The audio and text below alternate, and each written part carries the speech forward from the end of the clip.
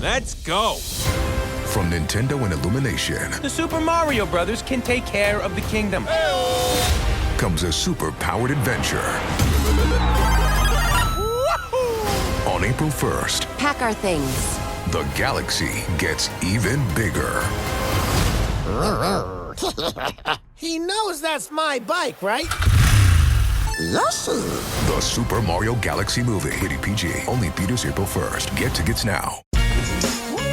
Refreshing wild cherry cola meets smooth cream. The treat you deserve. Pepsi Wild Cherry and Cream. Treat yourself.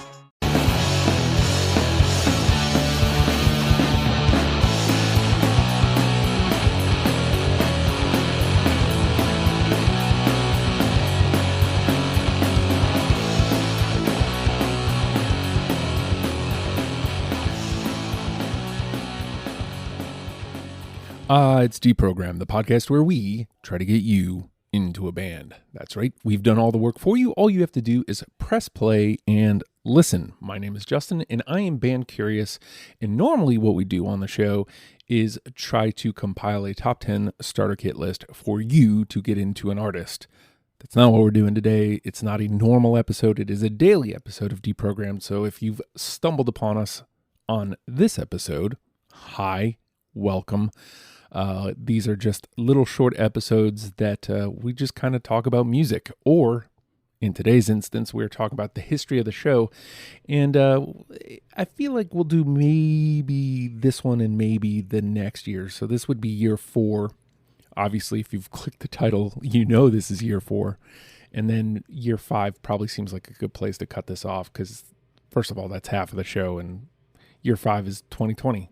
So, you know, we'll talk about that as we cross it. But we're entering into like some really pivotal points in the show's history.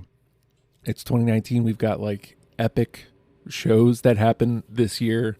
Some big time changes, some big time setbacks, all sorts of great stuff in 2019. And it all starts off with, some people have said it's the best episode of Deprogrammed ever. I get that. It's got everything you could want in an episode of Deprogrammed. It's the Guns N' Roses episode. We've talked about this ad nauseum. We talked about it on the Peter episode. We talked about it on several After the Facts. I've talked about it with a lot of people. Poor Peter having to be on the line when it's Fredo, Bob Fresh, and myself all in the same room for the first time in... So if we recorded that probably late 2018... the first time in the same room making show in 6 or 7 years together. The three of us anyway. And because Bob was in town from Ohio. So we all just kind of went nuts. It is a very popular episode of the show. And there's reason for that. We also covered Fozzy that year, Reverend Horton Heat, Death Cab for Cuties. Funny, I talked about that on the Peter episode as well, because I kind of crushed Peter's dream almost immediately with a song choice. The Strokes, Gaslight Anthem, Adam and the Ants, Best of, Toadies. I'm pretty sure Jody is in before Toadies, but I remember Jody being on Toadies for certain. Coheed and Cambria, Wu-Tang Clan. So I'm still in the apartment at this point. Megadeth is the return of Talbot and Andy. Hum is a critical point because Hum is the entrance of John F., who we just recorded like his 102nd episode just the other day, and tonight we record 103. Wild. I told him, I was like, 1/5 of the Deprogrammed episodes you've been on officially. That's crazy.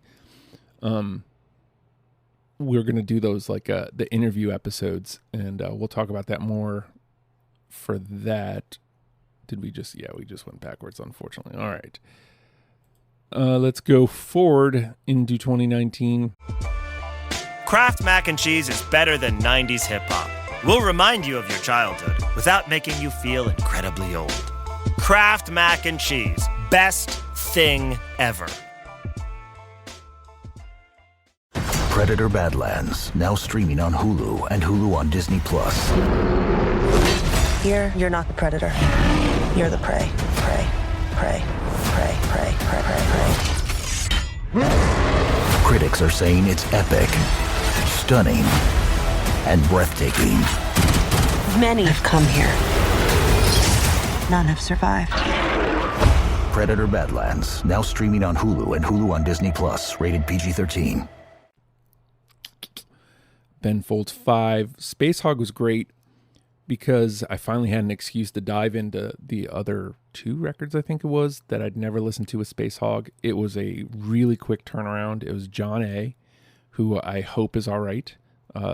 He lives in North Carolina, and there was a huge hurricane a couple years back, you'll remember, and his area was affected by that. And we haven't heard much from him since, but I know it was because, like, total devastation. So hopefully he's all right.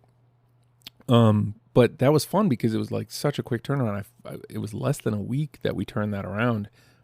I think I couldn't land the plane on something else, and we just were like, can you guys do Space Hog? Like, I feel like we could turn that around quick, and boom, there we do. We did exactly that.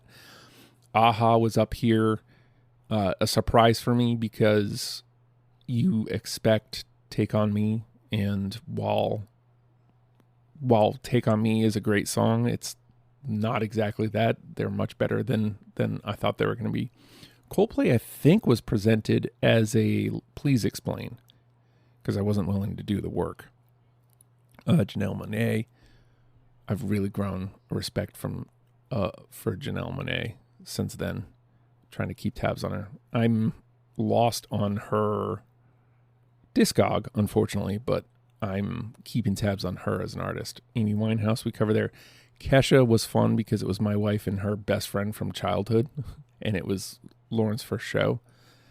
We've only done a couple, but that one was fun. System of a Down. Sonic Youth.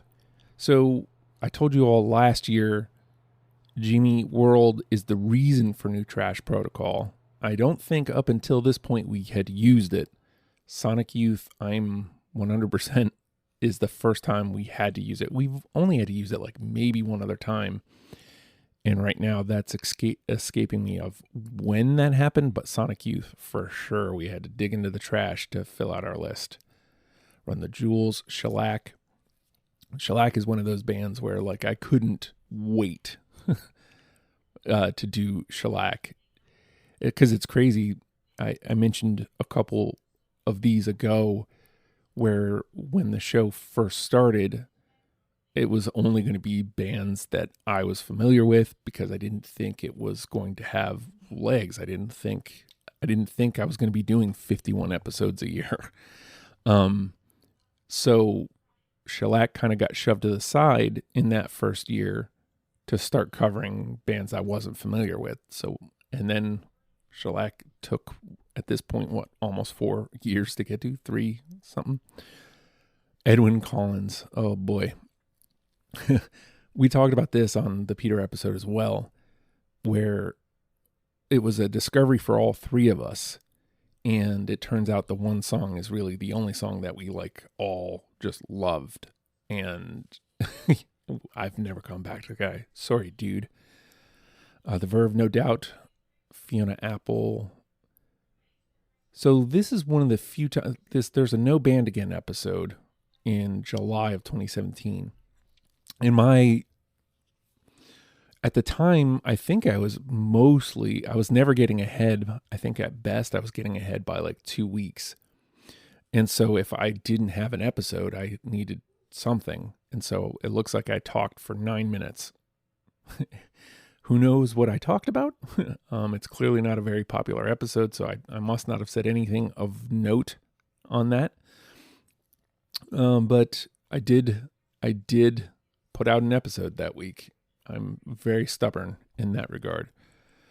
ELO, Story So Far, one of Joe's favorite bands, covering them. PJ Harvey.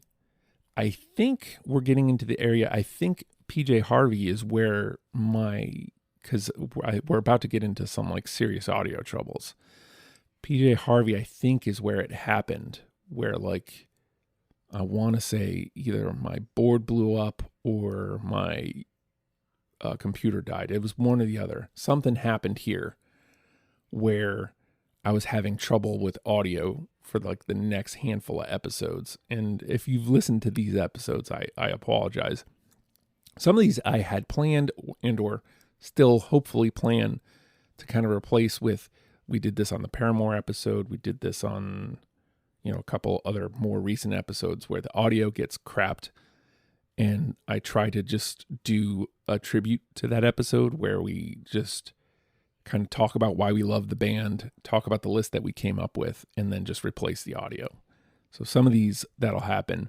I can't remember if the audio does officially crap out on PJ Harvey or not, but I'm pretty sure this is the line. This is where it happens.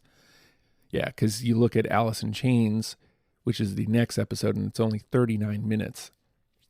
So I think I was having problems with, at the time, I think we were using Skype.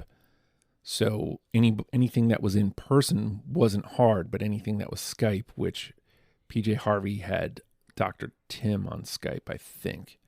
And then Alice in Chains was Dennis on Skype. I think Alice in Chains might have been Dennis and Jody. And maybe they were both on Skype. But either way, like I was having an issue with Skype. And anytime anybody was in person, it was fine because we were all on the same board. Because as you can see, The Killers is fine. It's a normal episode filter. Yet again, 39 minutes. So there was audio issues that I had to trim out. Morphine, same thing, 32 minutes. Yeah. So Morphine was Peter and Jenny. So Jenny, I think, was in studio. And Peter obviously lived in Florida. So he was on Skype. And so I presume Morphine, Filter, and Alice in Chains probably have bad audio. If you're somebody who's listened to those episodes, let me know. And any of these that I can replace, I'm still going to try to. I don't know how I do Morphine, how I replace Morphine since we lost Peter. I guess I could gather Jenny and we could kind of do what that would be. And I don't know. We'll cross that bridge as we get there. Brand new. Yeah, we had a full year this year. Brand new Angels and Airwaves. Citizen Cope was the Darrows, and it was at my old house, and there was like Globe bars everywhere, and Globe bar became the joke. I don't remember if it seeped into the episode, but it was for certain on the after the fact. And there was Globe bars everywhere, and Keith and I kept joking about Globe bars, and Sarah was just exhausted with us by the end of the day.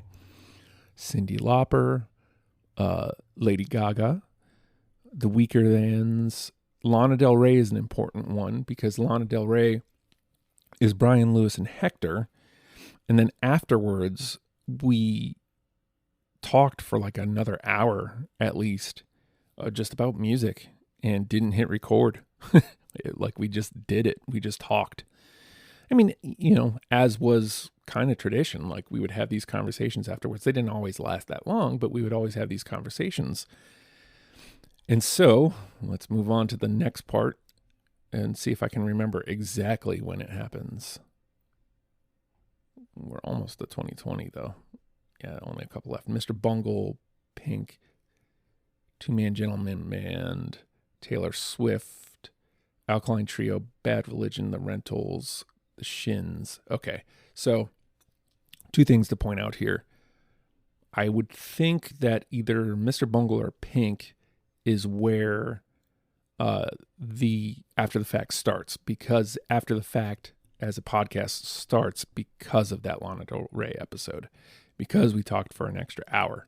So if you're a patron, you know this already, but there's a conversation that happens after the show that gets posted to the Patreon, patreon.com/ohhijustin. $1 a month gets you in that door. And so we would have those conversations and it would just go up to patrons only. So somewhere along this line, that happens.